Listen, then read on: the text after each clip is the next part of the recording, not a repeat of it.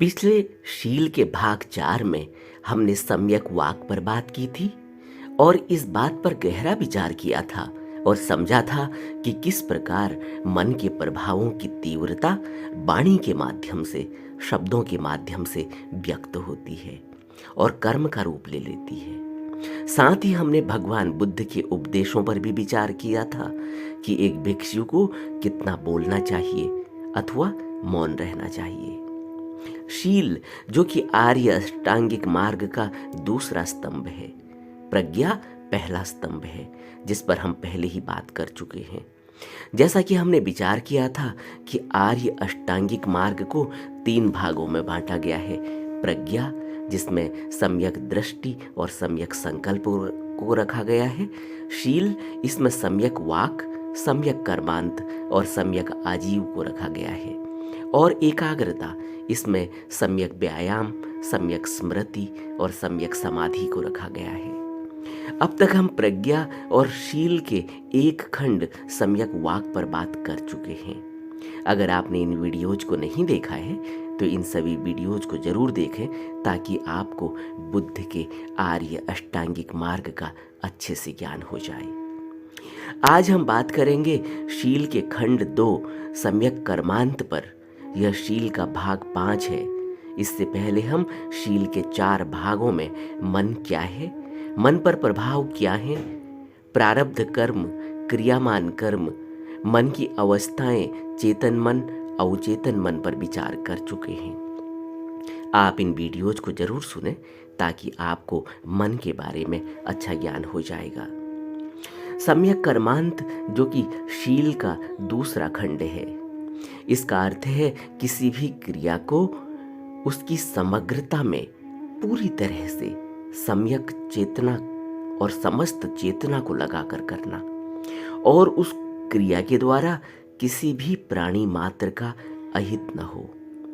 उस कर्म में मैं का यानी अहम का, अहंकार का भाव न हो। कर्म बिना फल की भावना से किया गया हो, कर्म कुशल हो और उस कर्म को करने से सद्भावना, विपुलता, प्रफुल्लता, खुशी और सुख उपजता हो और समस्त सृष्टि के लिए फलदायी की भावना से किया गया हो।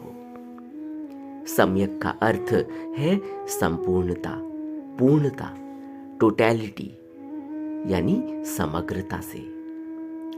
तो किसी भी कार्य को जब हम उसकी संपूर्णता में बिना किसी फल की इच्छा किए लोक कल्याण की भावना से खुशी, सुख, विपुलता, सद्भावना के लिए करते हैं, जिसको करने से कुशल कर्मों में वृद्धि होती है, वह सम्यक कर्मांत कहा जाता है।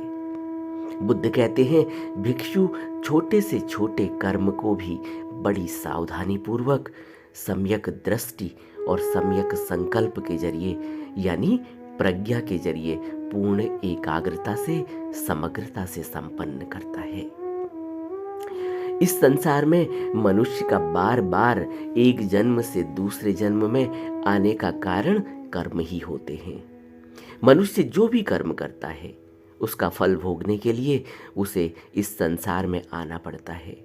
अच्छे कर्मों से अच्छा फल और बुरे कर्मों का, अकुशल कर्मों का, पाप कर्मों का बुरा फल होता है।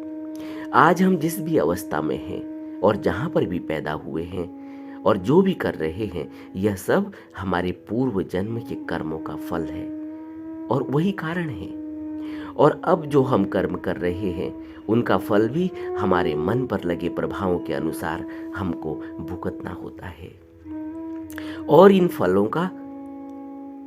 फलों को आप इस तरह समझ सकते हैं कि अगर एक व्यक्ति ने आपको गाली दे दी और आपने उस व्यक्ति को पीट दिया, तो इस बात से जो आपके मन पर प्रभाव पड़ा, उससे इस बात की संभावना है कि आप उस तरह का व्यवहार दोबारा कभी भी कर सकते हैं, जो कि आपकी मेमोरी में, आपकी याददाश्त में है।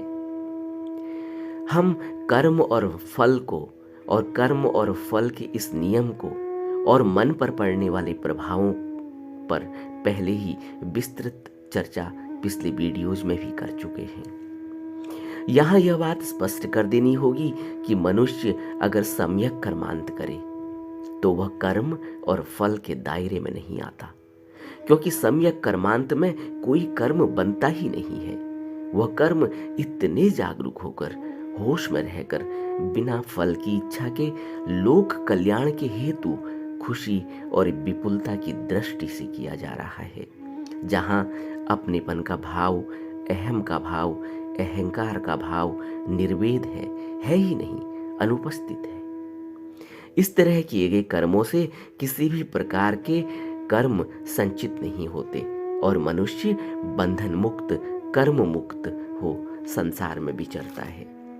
बुद्ध कहते हैं, एक भिक्षु अपने हेतु कोई कर्म नहीं करता। वह अपनी काया, इंद्रियों और मन के वशीभूत होकर कर्म नहीं करता, बल्कि वह कर्म करता है जब संयमी होता है।